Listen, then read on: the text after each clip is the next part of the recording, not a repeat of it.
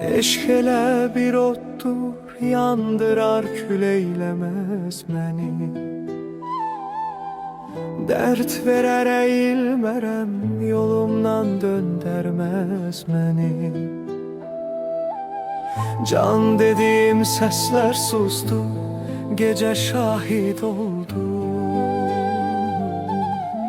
Sükutun hökmü belə diz çöktürməz məni. Gözlərimdə min sir var, baxışım qılınc kimidir. Naz ilə gələn heç bir söz ovundurmaz məni. Zaman çox şey aldı məndən, amma birini yox. Qürurumu, adımı, ruhumu sındırmaz məni.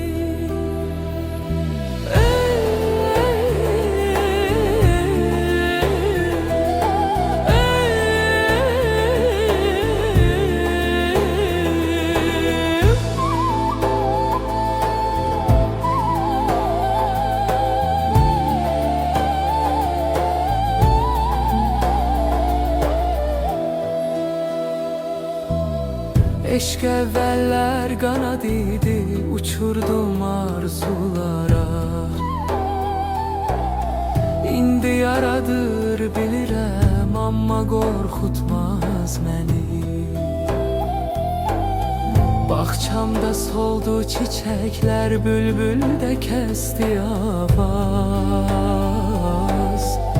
Fələk nə etsə etsin, viran qoymaz məni. Kim qəlbimi qırdısa, əff etdim susaraq. Çünki kin saxlamaq belə ki içildə